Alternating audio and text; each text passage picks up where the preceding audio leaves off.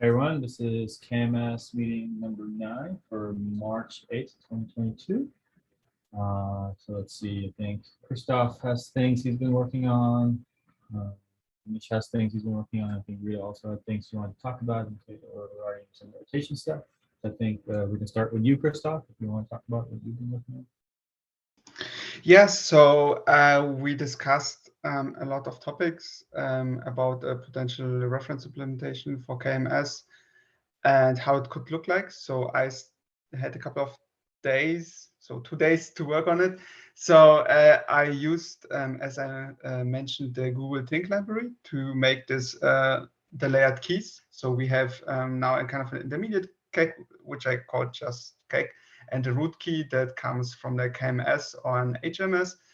So this works now more or less. The only thing that is still open is how to store the KEK. So as of now, I prepended the DEX to the encrypted data, which is kind of fine. But for the KEK, we didn't decide where to store it. So Rita had the question where we would like to store it, but I didn't remember what the answer was that we gave to her like a month ago. And yes, I also worked on the Pixie 11, the API that's called CryptoKey, and tried to break down the wrapper around the C library into something sane, because it's very bare. So I tried to split up into kind of a token logic and the crypto logic on top of it. It's still work in progress, and then also partially trying to glue it back into what Think expects for a working key. And yeah, that's currently what I'm doing.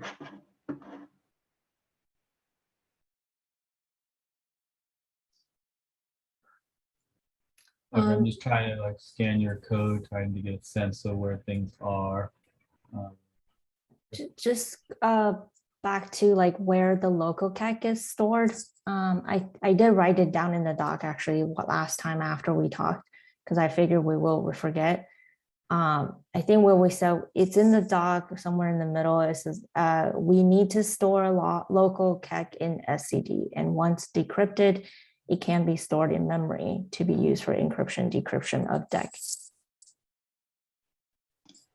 Okay, cool. So currently I just expect an IO writer to be passed in, and then it will just write something down. So local KEK is the key encryption key that is encrypted using the real KMS's key encryption key, right? But it's basically the remote KMS does one encryption call for this key encryption key, this local key encryption key, and then all the other encryption calls are handled by the local key encryption key. And Christoph, the question is, well, where do I put this local key encryption key in an encrypted state, right? Where do I store it in its encrypted form, right? Right. Because we said, go ahead. No. I just basically, as mentioned, I have just an IO writer that I expect, and whatever it is, it will be written into it. But I'm not particularly sure if I completely describe the logic, because, for example, what I wanted to do is to attach to the local key encryption key, like a counter how many times it is used, and then automatically make a rotation. So the rotation is already there, and also the counter is there, but the question is where, for example, where store the things beyond the key, right? So it would be a whole object. I just defaulted now to GOP, the Golang global Go binary format, which is pretty straightforward. But I guess we would like to move to protobuf. But again, I was just writing down in 2 days, hoping to get as much Strecke, as much progress as possible, so I can show something. Okay, so if I understand correctly, when so the Kubernetes API server, when it does the gRPC encryption call, it passes you a data encryption key, and you will encrypt the data encryption key that was passed in using this local KEK and respond with this structure as bytes, as a byte array for storage purposes, right? Yeah, so this is also a thing that I need to continue to also the Kubernetes bus is also a thing that I need to kind of work more on it. Okay. So Yeah, I I just mean- take the basic model that we talked about, wrote it down, and started to work on the KPXC side, and the next step would go to the Kubernetes side. Yeah, I think so. As part of the request that we get from the API server to the KMS plugin, the plain text is actually the deck, right? So today we already returned the encrypted deck back to the API server. So in addition to that, at least with the approach that I'm doing, I'm also returning the encoded KEK, encrypted KEK. So there are two things. We are returning the encrypted deck and then the encrypted KEK. And basically, using the protobuf, we store all of this in etcd. And then for a decrypt call, when in the decrypt request, we will send this encrypted deck, which is the ciphertext. And then we will also send the encrypted KEK that we have stored in etcd. At this point, the KMS plugin, what it would do is it will look up its cache. If it's maintaining it in cache, it will see if there's already a encrypted, encoded KEK, and then what is the corresponding value for it, similar to how API server does. If there is, it will just use that, decrypt the deck, and then send the response back. But if it's not available, it will make an external KMS call to say, hey, can you decrypt this encrypted KEK for me? And then once it does, it'll add it to the cache, and then it will send it back to the API server. Yeah, so the idea would be is in memory, this KMS plugin might have many local KEKs that it has cached, but it will only have one local KEK that it's using to do writes with. And that one, it maintains an in-memory counter. It does not need to send the counter to the API server, right? It's just going to keep it in memory. If it gets restarted, it's fine. It'll just make a new KEK and restart its counter. That's totally cool. And it doesn't need to synchronize its counter with any other instance of the KMS plugin, because the other ones should never try to use its key as a write key. They should only use the keys that they generate because they want to have the counter themselves, right? So I think the counter implementation is pretty easy, which is basically just increment the in-memory counter for your write KEK, and once it reaches some arbitrary number like 1,000, some smallish number that seems reasonable but better than 1. You just throw it away and you're like, cool, I'm done with that one. I'm gonna make a new one. And you know, you want to balance that number with the fact that the other instances of the KMS plugin, when they encounter that encrypted key, will have to make remote calls. But honestly, even with 1,000, I think we would basically sort of compress the amount of remote calls to almost nothing. So currently I set it to 2 million. So it's mathematically still feasible. But this is a really nice idea to not care about the counter. When there's no counter, we just create a new KEK. This is really nice. Well, the balance is between like the size of the cache and the number of times you have to decrypt, or right? Yeah. Yeah. So there is kind of a cache for the decks, but something where I wouldn't say cache. It's just a growing map, and one of the next steps would be to make it a row cache. Yes. Well, for the DEX and the local KEK. Yes. Yeah. It's a bit of a like it. I would probably expect us to like this thing. I would expect us to probably make a nice diagram describing where all the keys are. And like I like that you named everything. I think that will be very important when trying to explain this to anyone else, because they'll be like, what are you talking about? Because the KEK and local KEK, all those are just a little bit ambiguous. We like need to basically say API server. Only a little. What? Only a little. You said it's a little ambiguous. Yes. Well, Okay, I mean, so having to explain to people that there's a KEK and a deck is already like, it's like, wait, why do we have 2? And now it's like, wait, we have 3. Yeah, if we want to be cute, we can have different emojis for every single actor and type of thing. So you can be like, the carrot does this. Oh But I don't know boy. if people will appreciate that or find it more annoying. But I don't know. I find emojis to make me happy. So I try to put as many emojis as possible. But okay, so I think we're making progress. I wanted to ask Anish, do you happen to have somewhere that I could get to the definition of the proto, the schema anywhere? Yeah, I have it in a branch. Yeah, I'd be curious to see it, just so we can kind of conceptualize it a little. And I will update the dynamic so the CAC will be the local CAC and the root key will be the real CAC. And then do ... 2 million. The 2 million, I mean, I know it's still fine, but it makes me a little nervous. But I mean, your cache, I mean, I don't even, can SCD, I guess SCD can still load it. what do you mean? Well, because we're storing the local CAC in SCD, right? If we're really doing 2 million, that's a lot on No, the I think SCD. Christoph said that he was doing 2 million writes per local CAC, right? Which is still, I think, well within 2 the safety. million.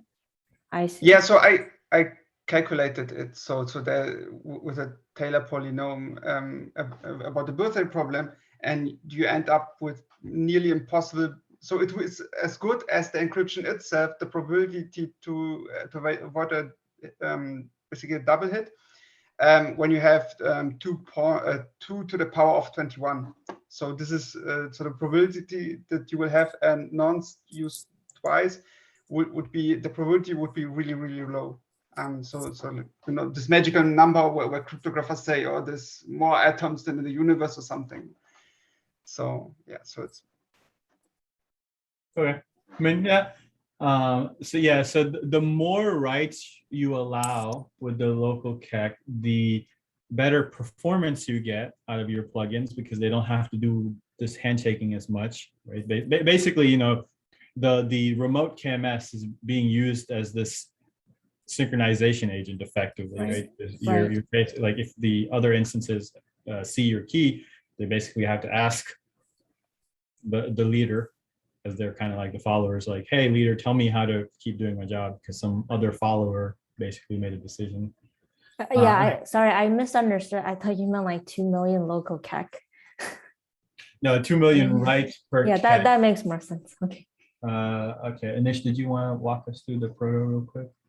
Yeah, so I've made very small modifications right now. So if we look at the decrypt request, so I've before we had the version and the cipher. So in addition to that, now I'm adding a UID, which is for the observability purposes that we talked about. And then the bytes key is basically the encoded KEK that we are storing in etcd. The naming can be better, but it's just POC. But in terms of the decrypt response, the KMS plugin will still return the key that it used to decrypt, just for observability purposes, but we're not going to be doing anything with it. But if we decide to do some kind of validation in the future for auto rotation, we can do that. So that's for the decrypt request and the decrypt response. And for the encrypt request, we only, because it's a whole new encryption, we only have the new string UID field for the observability. And in the encrypt response, so this is the one that I was referring to. So bytes cipher is basically your encrypted DEC, which is what is being returned today. And then there is another thing called bytes key, which is the encrypted KEK returned from the KMS plugin. Okay, cool. So the question I wanted to ask this group is, so this seems, if we ignore anything related to the whole, I guess it might not matter for this. I know we had conversations about GCM and CBC. I guess I don't know if they even surface in this API, but the question I had for this group is, would we want an API like this that's very sort of specific to the idea of this key being sort of this encrypted key being kind of passed around? Or would we want something a little bit more generic that's like sort of like metadata, like some like key value pair where the KMS plugin can basically send arbitrary contextual data back from encrypt and decrypt. That way it's not like this is a set of bytes, so it could literally be any encoded structure that the KMS wanted. It's more of, do we want to facilitate or encourage a nicer structure than just like, here's a set of bytes and I'll give you back the bytes that you originally gave me, but you're responsible for all the decoding and do whatever it is. Just thinking. Yeah, that might be useful. I mean, I don't know in which scenario they might want it, but actually having that right from the start would definitely be something that's useful. Like a key is probably one thing that they have, but apart from that, if they want to have some other metadata, like you said, like which key vault they're talking to or anything, which could be useful for them for maintaining the state, then I think that'll be really useful. But the only question is, at some point, do we want to limit what the size of the metadata can be, or can plugins abuse that and just send a really huge metadata? And those kind of restrictions, is that something that need to worry about? I mean, I don't think we would conceptually try to limit this field, right? So I'm not sure we conceptually want to limit the metadata field either. Like the KMS plugin is effectively a root authority on your environment, right? It might not be seeing the raw unencrypted data, but if it ever encountered the encrypted data, it could decrypt all of it if it wanted to, right? So it is a pretty privileged actor within your system. So I don't know if I'm concerned about it storing too much or anything like that. I mean, we could arbitrarily pick a limit and say, hey, it needs to be like under some amount of, like, I think etcd has a default limit of like 1.5 megabytes or something like that. Yeah, I think it's 1.5 or 2. Yeah, it's relatively small, right? So we could arbitrarily enforce that, hey, you can't use like more than half a megabyte, because that only like you're like really starting to like use up the storage space that's available for the actual data. So we could do that. I was thinking along the lines of like, if you had a plugin that wanted to, even if it didn't need all the state itself, if it just wanted to make it super trivial to like an operator that, hey, like I am like this plugin at this version using this key vault and this configuration, I'm just shoving it in as just metadata. So that way, like if you happen to find this encrypted data, you have like a really good idea what it is. So that way, if you have capabilities of getting the keys, like everything is there. Just to basically encourage ease of sort of data migration or data recovery where you have access to the keys and you don't need to like somehow know, oh, this is like a JSON structure that's embedded within the protobuf, and if I decode it this way, this is what the keys are. And this is a thought. I'm just trying to think of how we can, like the negative of what I'm saying is, if we sort of give plugins a free-for-all, well, they can kind of do anything and there's no standardization, right? So whereas this one is kind of saying like, well, there has to be a key thingy. I mean, but you could still shove anything you want in the key thingy and it's still kind of opaque to us. This is a more of an early thought. I just wanted to try to see what folks had in mind.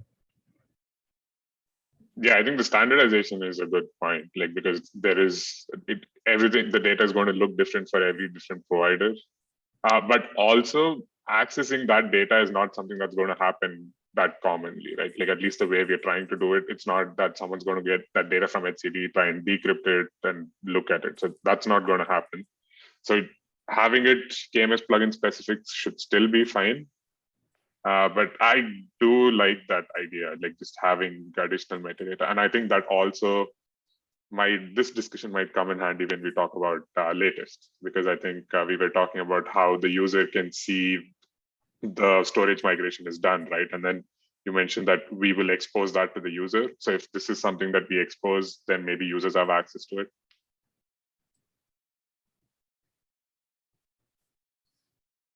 Yeah. I guess before we move on to that thread, Christoph, did you have anything further that you wanted to talk about? I was going to mention, I know we had brought this repo up a long time ago. This was my little sort of toy implementation of a KMS thing. If you wanted to use it as a easy way to borrow, you know, like sorry, wrong thing. If you wanted to borrow the shim layer, right, that basically bridges the gRPC API. Right, so like there's a bunch of like abstraction layers already in there that you could just kind of borrow and stick in your code, so you don't have to write it all from scratch if you didn't want to. Like this already has the gRPC bits implemented, and it'd be very easy for you to strip out the bit that like says I will execute a command and get a key encryption key to I will do my fancy key thingy. That's really cool. This was something I wanted to ping you about, but now that you mentioned, okay, cool, I will do it. Yeah, so it should be pretty easy. All right. Anything else on this topic before we do other stuff? Okay. Anish, did you have something you want to talk about? I know Rita has something. I just wanted to make sure that we sort of cover it. No, I think so. The proto is here, and then I also have some of the changes in the branch. Now I'm trying to make the changes in the provider, right? So that's why I was saying I can show a whole E2E demo of that. But also, like when we talked about the proxy, I think we did talk about the general idea of what I am implementing, where we are sending the encrypted KEK back and then using that. And I think all of us agree that's what we want to do. So that's good. And then in terms of the topics here, I think we've pretty much covered all of it. And I know we did talk about option to choose encryption protocol in the last SIGAUTH meeting. So maybe we can just summarize that and before we go to the next topic. Okay, so one quick thing. So we may want to allow plugins to return.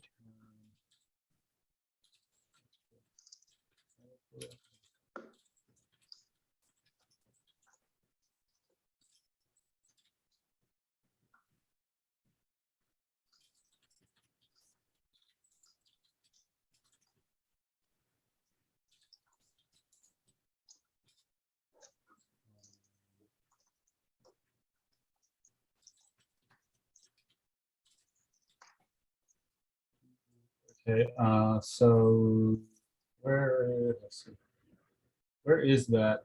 Did we record in here somewhere that we wanted to? Right here. This is so the. If I remember from that discussion from SIGAUTH, it was basically use AES-GCM. It's fine. I didn't really get any.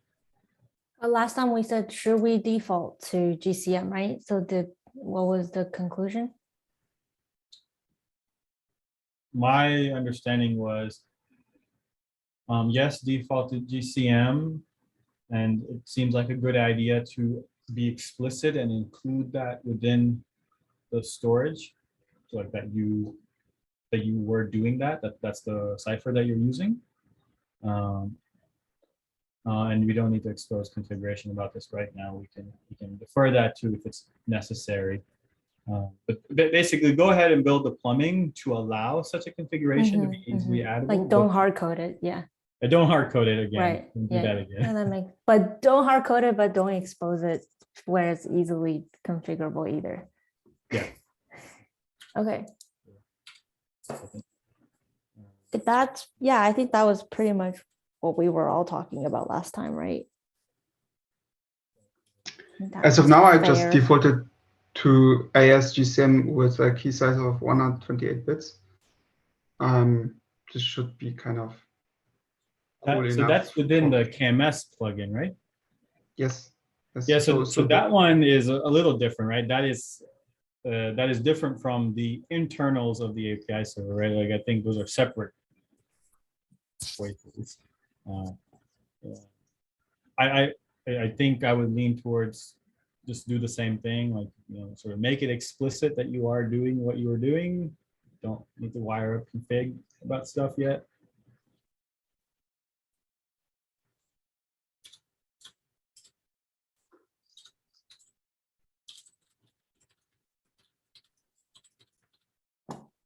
Anish, were you trying to say something?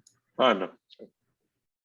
Okay. All right. So that covers what we talked about last time.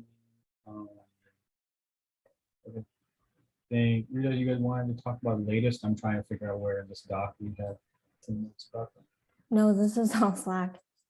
No, I know. I thought we had something, Oh, okay. but I might just be munging thoughts from places together. Yeah, I don't think we have it in the doc. Like I think Yeah. last time we talked about how to do rotation, like without the user having to go and up. So it probably came off from the hot reload of encryption config, because I think we were talking about the rotation where the user has to go update the encryption config and we rely on the order today. Yeah. So I think that is probably why the latest topic came. And then I think I was also talking with Rita last week about the latest stuff. And I think there might be a different way to do it. But first we can start off with that discussion, and then I can provide some update on what we were talking about. Okay. And so what's on your mind, Rita? I mean, initial thought was that was a good idea, because then users don't have to think about it. But for some reason, I guess like I was kind of thinking back to like in production, a lot of companies would want to know exactly what happened when, and having something as late as is hard to track, because at least in some of the KMSs, like when you say, I want to create a new latest or whatever, that's just literally whatever was the auto-generated key, right? So it's not something that the user explicitly provide.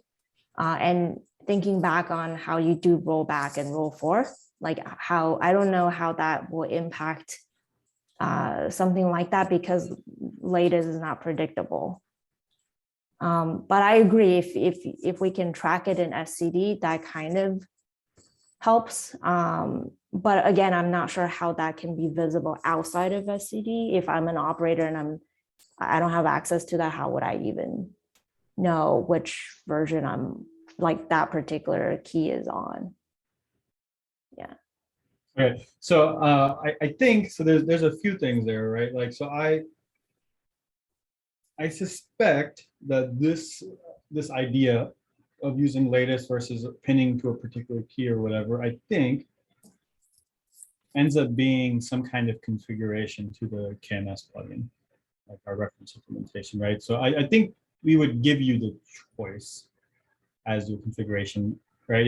It's more in my head, what I want to see if we can make technically possible is the capability of using something like Natus, not enforcing that you follow that as your pattern.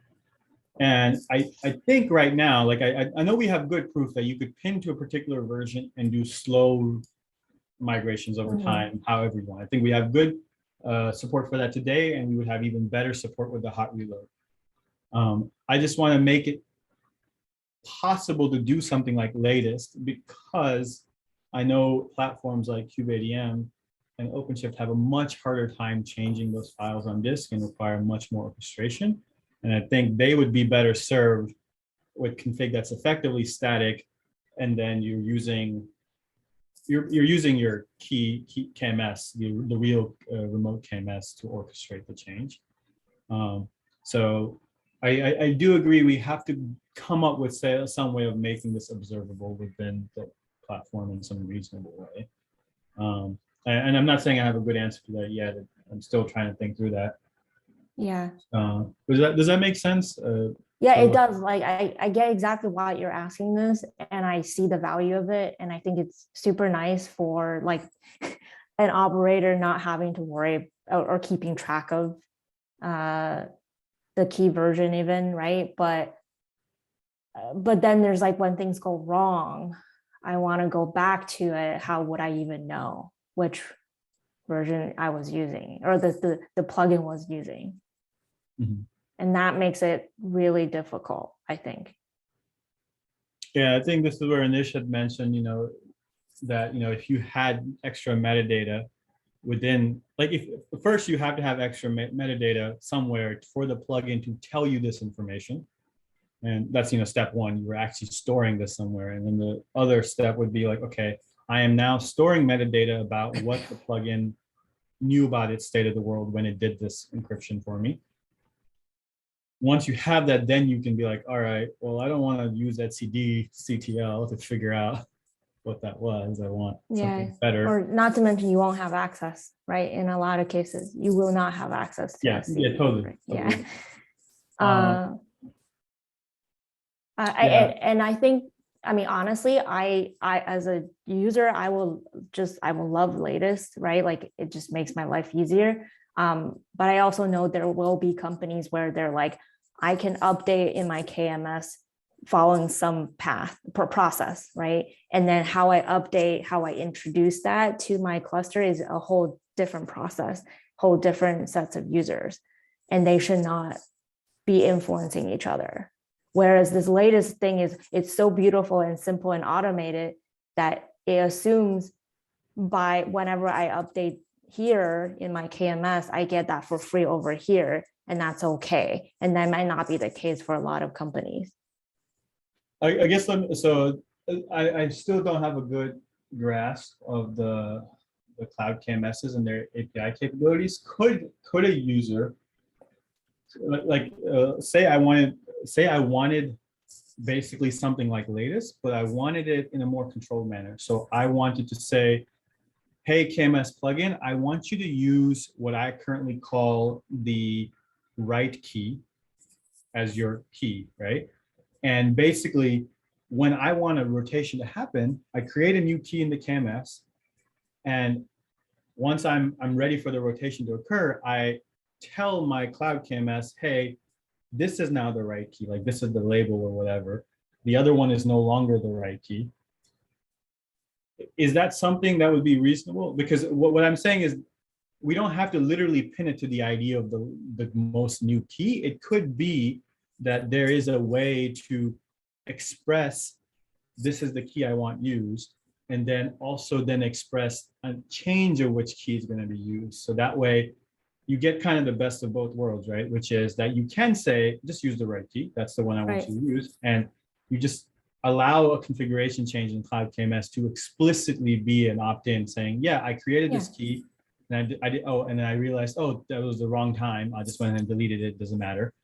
Then I go ahead and make a new key and say, okay, now I realize I've done all the right processes, got the right key size, whatever. I'll go ahead and mark this as the key. Like, is that expressible within the APIs, or am I just making it stuff? You mean the KMS APIs? Yeah, go ahead. No, I'm saying, so if I understand correctly, you're saying when there are multiple versions, you want to mark one as the right key and then want to get that right key whenever you call encrypt. Yeah, I want, so there has to be some, certainly there will be some delay, right? Like I don't expect the KMS plugin to be literally sitting there constantly polling the remote end saying, hey, did the thing change? And I'm not expecting that.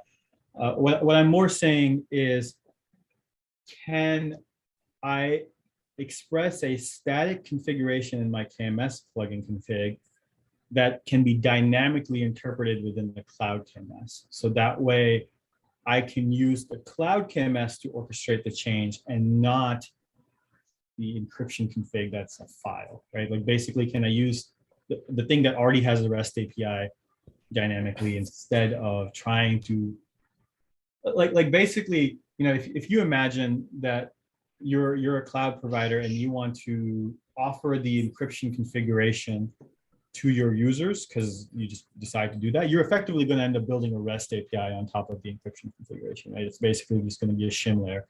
And I'm saying, can we make it so that the shim layer is unnecessary and can be orchestrated basically in the APIs that already exist?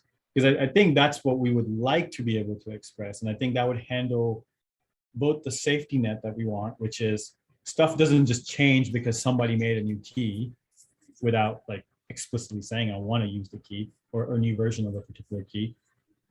But at the same time, you can express your intent in that system somehow. I mean, the closest one I can think of is kind of like image tags versus Oh. image digest, I right? was going You to say the same thing. Like you could Yeah. provide the digest if you have it, and if you want to be very explicit, or you could just say use the latest. And then even though we tell people don't use the latest tag, so you can but argue. does the tag concept exist within Cloud KMS? Can you tag a particular version as? So I think Azure Key Vault, I'm just looking at the docs. I think Azure Key Vault, if you tell it to you, like, I think there's a way you can just say use the latest. I could be wrong, but I think so. So if, to your point, if if the KMS API allows for that, then you could, you could just say latest instead of like the whole hash. Yeah, so if you don't provide anything and you just request for the key, Key Vault will just use the latest, whatever is the latest version available today. But that KMS has to provide that, is your point, right? Right. Right. So, but is there a middle ground between I don't provide a specific marker, so it uses latest, or I provide a specific revision of a key and it uses Yeah, you that? can. Is there Yeah, a middle there's a ground where, version. like, right. But is there a middle ground between I pin to a particular version or I just use the latest? Is there a middle ground that lets me express I named this particular version foobar and I want to use foobar and I want to be able to basically change which one is foobar? Yeah, as far as I know, there is not. I mean, so for these particular keys that you create, you can define like tags on it. Like you can just tag it with some custom field saying like created by Anish or something like that. So similarly here, you can say use for write. And then the KMS plugins would need to query the version that is using this particular tag. So they have to list all the versions and then filter on the ones that has this tag, and then just use the one that matches the tag. But there is no native way to do it. Like this is just with all the decorators that's available, we can do it. But yeah, there is no way to pin a particular version as the latest for now. I think whatever is the new described revision is fine though, right? Like if so it would be basically you would be sort of semi-abusing the tag API to do this, but I think it's sort of fine because the idea would be is that you're setting up a contract, an API contract between the KMS plugin implementation and how you configure things in Key Vault in this case, Azure Key Vault, right? And I think that would be very valuable because it lets you do what the orchestration that you want, right? You can very specifically say, I know this is the version being used because it's literally written as the version being used right now because it's got the tag. And if there's more than one with the tag, you can be like, I don't know what the definition of the KMS plugin would be. It probably would start erroring saying, or it might just use the last one it used or whatever. I don't know what state it would go into. But it could certainly try to do some safe fallback, like use the older key, like by time, temporarily, whichever one is the older one. So you're actually not suggesting using the latest but rather like a way to identify the latest and have the plugin smart enough to pick up the latest. I want to make it easy to express the concept of this key at some revision is currently the right key, right? And I want to be able to easily change data within my Key Vault to change that expression without having to touch the configuration file. Yeah, that would be great. Yeah, and I think that's possible if we, I mean, so I think we have the right pieces at least at the KMS layers, like the remote KMS. Now it's, I think, a matter of trying to figure out, well, can we plumb it all back down to Kubernetes in a reasonable way?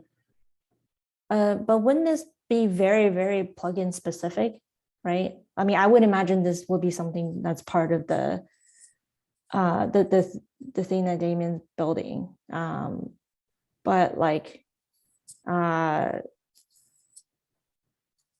meaning like my plugin might be using the latest, your plugin might ask for explicit configuration update, right?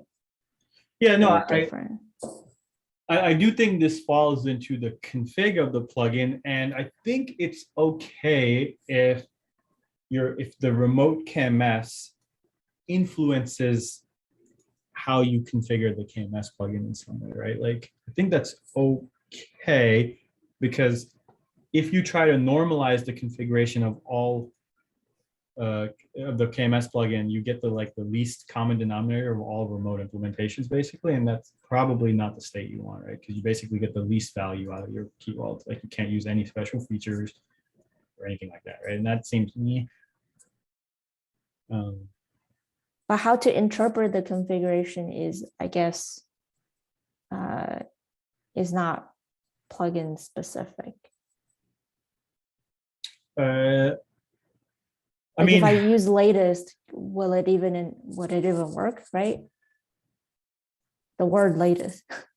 Yeah, I mean, I think this will be easier to kind of reason and think about once we have a little bit more stuff written down, and we can try to play with some of this and be like, well, how would I express my intent of latest versus tagged as right key or something. So let me try to. And today the configuration is very explicit, right? Is key version, that's it. But if we are introducing something new, that's a new field, right?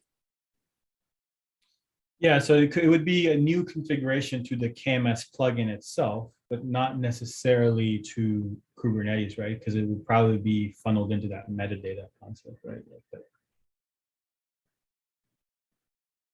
Okay, so what would be, yeah. Right, because you can imagine that you went from version, let's say you were using latest and you went from version 7 to version 8 of the key encryption key, the remote one, right? When you get data back, it would be nice for you to be like, oh, this was using the same, named key encryption key, but it was using an older revision. So I need to ask to decrypt this blob that I don't understand right now using that particular revision, right? That's kind of what I mean, is like there could be value in having this extra metadata, because it's basically a way for the KMS plugin to remember these types of states that is specific to how they provide you value, right? Like I would expect the Azure Key Vault implementation to leverage Key Vault specific features to provide a good experience, right? And if your provider, for example, can't do like this nice rotation because it doesn't have like a tagging concept or something, then fine, you just have to pin a version and that's all you ever get. And it probably never has to, well, it might still want to put stuff in metadata to make it clear what it did, but yeah, I mean, I think that's okay. Like, we get the best where we can, and if your provider doesn't support it, you just get a less good experience, but still like a functional one.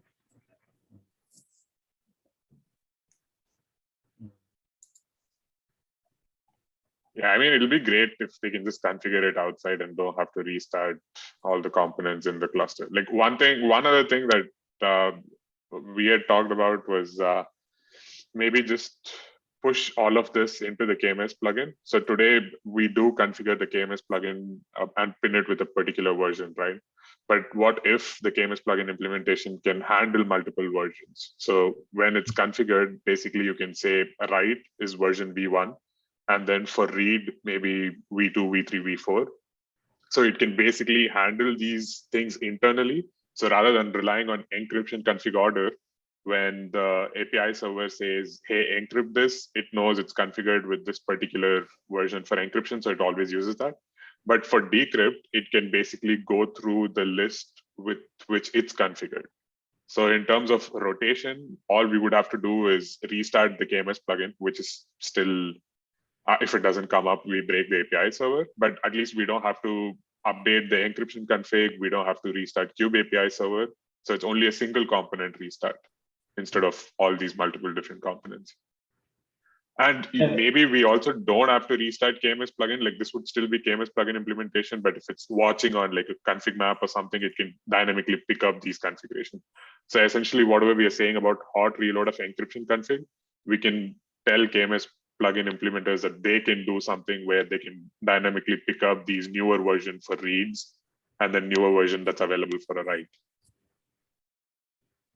Yeah, so certainly a KMS plugin could say, you know, I'm going to create this socket at this endpoint, and I take this file as my config, and it itself could keep reloading its own config on disk. So now you don't have to restart it at all. You just have to change that one file. So that gets you closer, which is basically, you know, that's the only thing you need to change. And I think the main thing that's still there is, I mean, yeah, it reduces the problem, but it's still a small, it's still there. Yeah, it would be. And also we have to keep that data in that CD. Yeah, how you did your The encryption. version used, yeah. Yeah, and that's where I like the idea of having at least the key field or a more expressive metadata field, so that way the KMS plugin has a specific spot where it's like, yes, this is my contextual data. I need it back to figure out how to actually give you the data back. Because you know, you could imagine that even if the read configure, like you can imagine the KMS plugin only ever needs to be configured with the write key, because the contextual metadata could always tell it what was the key that it needed, and it would just go fetch it. Right. And if it can't, then it's like, well, it doesn't matter. And even if you fat finger it, it's okay. Like today, it's not okay. Yeah. Yeah, I like that. That's much cleaner. Yeah. So, right. I'm trying to write down some notes about this so I don't forget something. So the idea is to express. By the way, when I was implementing the initial AKP one, I was gonna add the version 2 STD. That was like what I was gonna do anyway, because to support rotation. Yeah. But then it got too complicated. It'd be nice if we standardize this in the reference implementation. Yeah, I think the ideal state would be is the reference implementation is just basically broadly adopted and used, because it solves a problem in a robust and correct way, and it just isn't a reason to reinvent this wheel. Totally. No pressure, Christoph.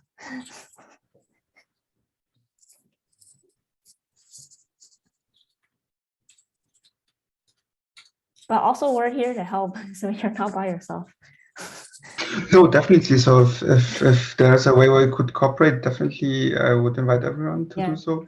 Okay. And mostly what I'm doing, it's based on the discussions from the meetings, right? So there's just implementation details that I'm trying to figure out.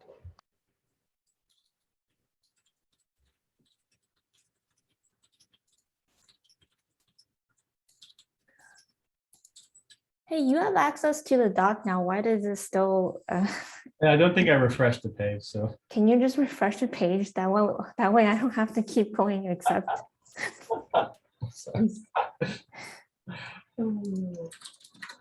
Unless you logged in as someone else. This is my VMware account. Yeah, and my VMware account, so that's probably why. Okay, It's that okay. makes more sense. All right, I gotta drop. But Yeah, thanks for the discussion. Yep. All right, I think we can continue this next See time. you guys next time. See you next week. Bye. I still need to investigate. Basically, I think the biggest unknown for us is could we make it at least somewhat observable, the current state of all of this from, I guess, the Kubernetes API. So I still need to sort of check what this all means. I have some like unfinished ideas in my head about how we could make the KMS plugin maybe be like optionally serve as an aggregated API server. So like it could, if it wanted to, serve REST APIs through the Kubernetes API, and it would be optional. Like you wouldn't have to wire these up if you didn't want them. And then maybe that helps it. Like basically, you could ask the KMS plugin. Please tell me what the state is using your fancy API that literally exists from you. I don't know if that's a good idea or if it even makes sense, but that was sort of like done thought so far. So at that point, basically, we would try and decrypt every secret and save which version is being used, like using some of the metadata. I don't know, like, yeah, I haven't thought through it yet. Like, you know, it could be as simple as like, hey, if I was to do a write right now, what key would you end up using? Like that would, you know, that would at least tell you, okay, you observed some particular state so far. Like, you know, yeah, it's still unclear to me if that actually works, because you have, you know, multiple instances of this process running. So like, does it make sense, or do you need some other kind of API where you target the instances and ask them specifically? Or maybe the instances don't matter at all, and the only thing the API needs to express is what is the current state of etcd. And yes, it's a little unclear to me. I haven't figured out exactly where this would be expressed, because this is sort of like just an artifact of storage, right? Like you can't ask today, hey, this object in etcd, is it stored as JSON, YAML, or proto? You can't ask that. Right. And it's like we're saying, but I really want to ask that. Or more specifically, I want to ask like some subset of that question. And it's like, okay, well, let's see what we can do. Yeah. All right, cool. Thanks y'all for hanging out. Y'all next week. Thank you.